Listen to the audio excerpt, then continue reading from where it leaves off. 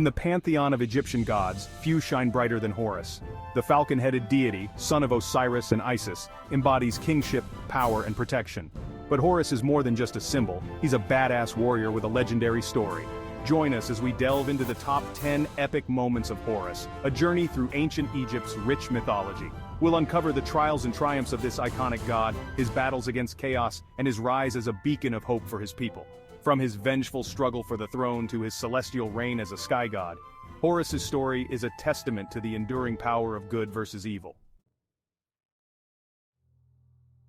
The story of Horus is deeply intertwined with tragedy. His father Osiris, the rightful pharaoh, was brutally murdered by his own brother Seth, the embodiment of chaos and envy. This act plunged Egypt into turmoil, disrupting the cosmic balance known as Ma'at. Horus, a young god fueled by righteous fury, swore vengeance for his father's death. What ensued was a brutal conflict that spanned decades, a clash of titans that shook the very foundations of Egypt. Horus, the Falcon God, soaring through the sky, his cries echoing the fury of a son wronged. Seth, a monstrous being of immense power, wielding chaos like a weapon. Their battles were the stuff of legends. They fought on land, in the air, and even in the celestial realms. Horus, despite his youth, proved to be a fierce warrior, his determination fueled by a son's love and a god's duty.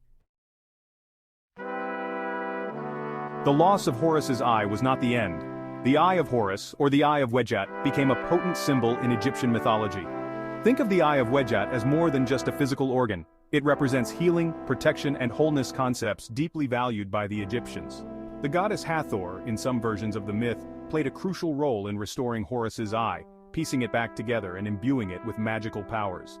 This act further emphasizes the theme of restoration and the interconnectedness of the gods. The Eye of Wedjat transcended its physical form, becoming a symbol of royal power and authority. It was often depicted on amulets worn for protection and good health, a testament to its enduring significance in Egyptian culture.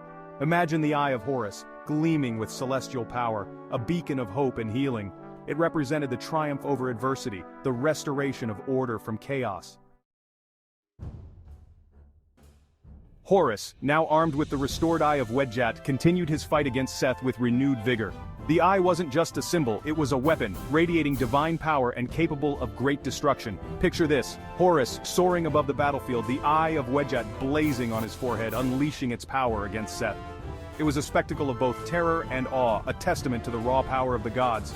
But Horus wasn't just a warrior fueled by rage, he was a cunning strategist. He used his wits, his divine gifts, and the support of other gods to outmaneuver Seth. Their battles raged across Egypt, leaving scars on the land and in the hearts of its people. Each victory for Horus brought Egypt closer to peace, closer to the restoration of Ma'at. Finally, after decades of conflict, the climax arrived. Horus, in a decisive battle, managed to defeat Seth, stripping him of his power and banishing him from Egypt. With Seth vanquished and Ma'at restored, the time came for Horus to claim his rightful place as the Pharaoh of Egypt. This wasn't just a political event, it was a sacred ceremony, imbued with divine significance. Imagine the grandeur of the coronation.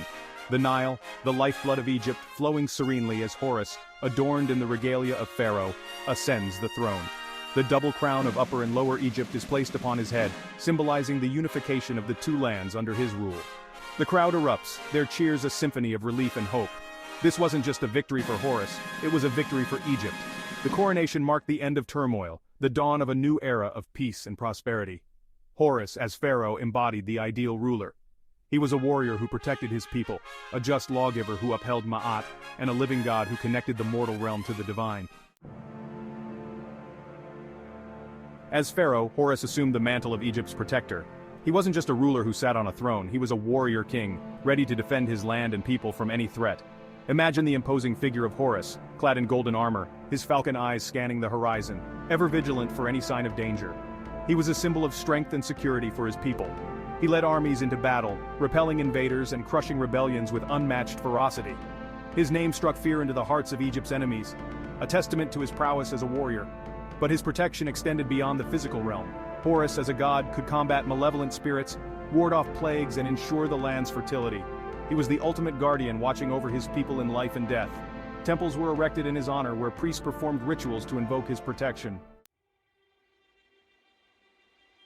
Horus's dominion wasn't limited to the earthly realm. As the falcon-headed god, he was intrinsically linked to the sky, the sun, and the divine realms above. Imagine Horus, his wings spread wide, soaring through the boundless expanse of the sky. He was the embodiment of freedom, power, and the eternal cycle of life and death. The Egyptians associated the falcon's piercing gaze with the sun's rays, its ability to soar high above the earth with the celestial realm. Horus, in this context, became a symbol of divine power and cosmic order. He was often depicted with a sun disk above his head, representing his connection to Ra, the sun god. This association further emphasized his role in maintaining Ma'at, the cosmic balance so crucial to Egyptian belief. Every morning, as the sun rose, it was seen as Horus spreading his wings and beginning his daily journey across the sky. In a fascinating twist in Egyptian mythology, Horus's connection to Ra, the sun god, deepens further. In some versions of the myth, the two deities merge, creating a powerful entity known as Ra-Horakti. Imagine the fusion of these two mighty gods. Ra, the ancient sun god, representing light, warmth, and creation, merges with Horus, the youthful warrior king, symbolizing strength, protection, and revitalization. Ra-Horakti embodies the combined power of these two deities, representing the continuity of divine power and the eternal cycle of life and death. It's a powerful image, highlighting the interconnectedness of the gods and their roles in the cosmos. This merging also signifies the pharaoh's divine right to rule. The pharaoh, often seen as the earthly embodiment of Horus, inherits the legacy of Ra through this fusion, solidifying his connection to the sun god and his role as the guarantor of Ma'at. Ra-Horakti, often depicted as a falcon-headed man with a sun disk above his head, became a symbol of supreme power and divine authority.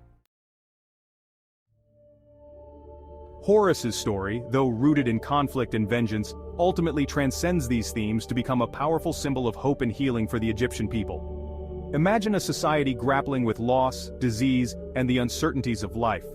Horus, who had suffered loss, endured hardship, and emerged victorious, offered a beacon of hope in their darkest hours.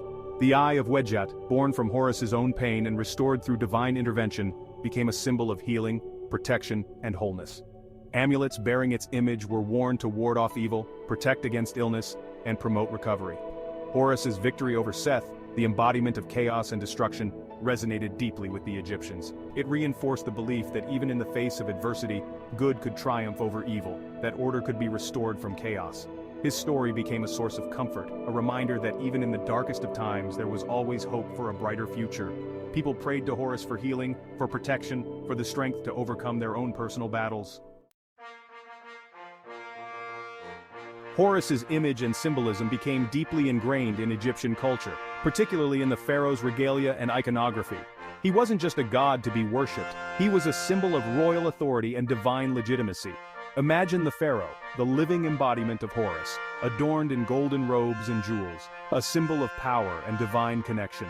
His very presence evoked the legacy of the falcon-headed god. The double crown of Egypt, worn by the pharaoh, often featured a prominent falcon head representing Horus. This symbolized the unification of Upper and Lower Egypt under the pharaoh's rule and his role as the protector of the two lands.